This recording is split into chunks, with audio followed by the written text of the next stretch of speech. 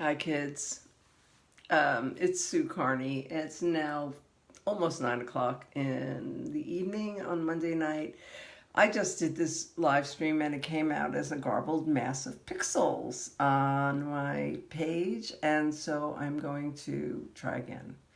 And we'll keep it really brief. I just wanted to connect. I've been sick. I'm still sick, as you can probably hear in my voice, and who knows how many times I'll blow my nose. Hold on, this will be number one. And you're back, Gregory. Hi. And I wanted to talk a little bit about the perils of volunteering because, I wasn't expecting my heart to crack open like it has and to fall so much in love. So I'm going to tell you a little bit about my mentee. I volunteered for an organization here in town that teams up, pairs up grown-ups with kids in school who need some support. Not necessarily academic support, not necessarily anything, companionship, someone to be with them and listen to them. So in general, the parents will have applied or the teacher will have suggested that a kid apply for a mentor.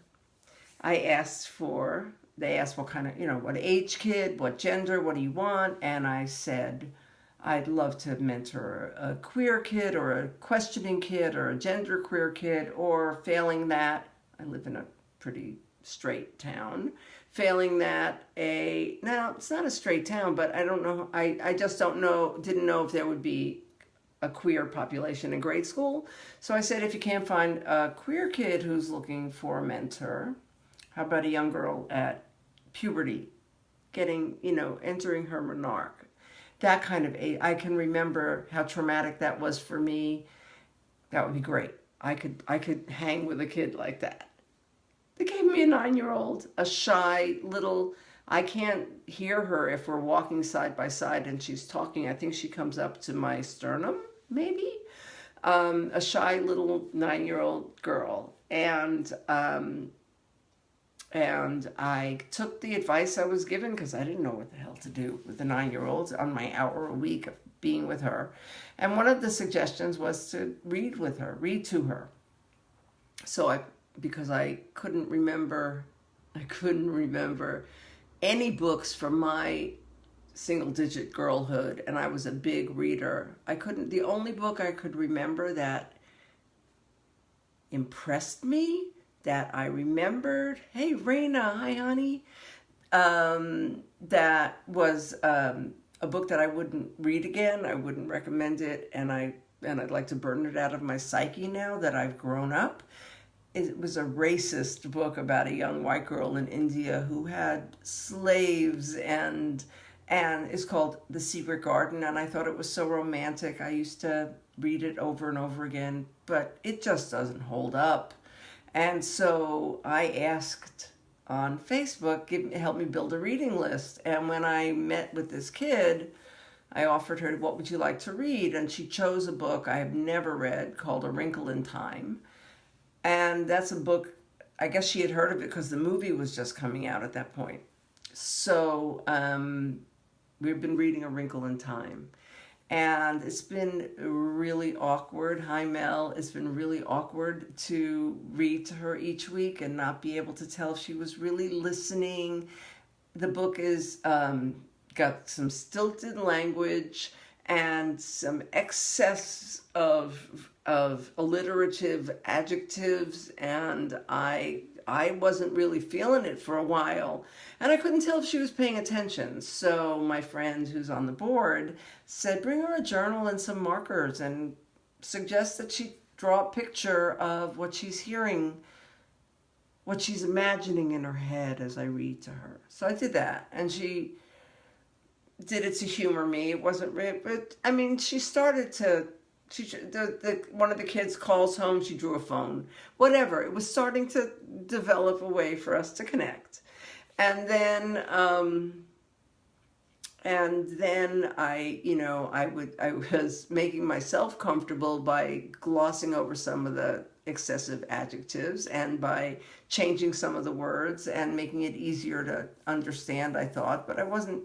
Anyway, I we were working on connecting through the book, and she likes her journal, and I've given her a whole set of markers. I am an art supply pig, so I was able to put together a nice set for her. And my least favorite set, I confess. And and then a couple of weeks ago, she was in a play, a school play. On the Saturday, I went and watched her be in a takeoff on the Wizard of Oz. And I took a couple of pictures. When I brought her a gift of a printout, matted, not framed. I didn't have a frame handy, but I matted it for her, an 8x10 of her in the center of the stage in the number where they sing Ding Dong, the Witch is Dead. Ding Dong, the Witch is Dead. And man, oh man, you should have seen her face. It lit up. I think that's the moment my heart cracked open for the first time. Anyway, it was just so lovely. And then, you know, just started to get more real and more authentic and more transparent and lighter. Last week I was reading to her and I got to the word metamorphose. And this mentorship is not supposed to be academic. It can be, but it's supposed to just be supportive and loving. So we got to a word and I just stopped and looked at her. The word was metamorphose. And I looked at her and said, "Do you know this word?" And she shook her head. And I said, "Well, you know, a butterfly, a crystal." And she said, "Oh, metamorphosis." And I just said, "Okay, great. Look, let's make a deal. I promise not to badger you about words and meanings much unless I'm really excited about a word. If you can promise to let me know if you don't get what a word means and you'd like to know."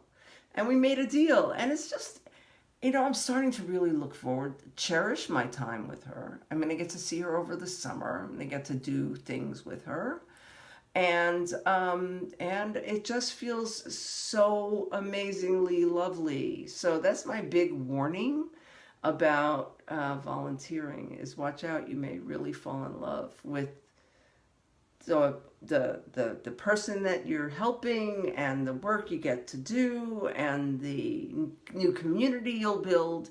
So in fact, I just volunteered to also work with a senior organization here in town, a nonprofit that this couple created, and I love them, who based on my 2 meetings with them so far, who have created this organization that creates activities and support and errands and stuff for people 55 and over that's mostly free or very low cost. And I'm going to be working with them as well, and maybe I'll get to, you know, do some program development for them. So I'm going to stop now because my throat's on fire. I think I just talked for the last 2 hours, and I should be resting my throat because it's still really sore. Hi, Suzanne. Hi, Suzanne. Oh, it's so nice to see you. I'm so nice to see you. It's time for me to shut up now. Blessed be. I'll be back soon. I'm going to be announcing the Reclaim Resilience Group Coaching Summer 2018 is starting right around the solstice, and a lot of good, there's a couple of free calls scheduled to check it out and see what you think. And I am, you know, it's time to get rid of this cold, find my next car. That's another story. My car died last week. It's limping along now, and hopefully will limp along long enough for me to get a new one. Oh, Suzanne, I want to hear about it. Maybe you can comment or send me a message, or we can talk sometime. I've missed you. Okay, much love. I'm off to find a second meal to put in my body, drink some more water, and then get to bed. Blessed be.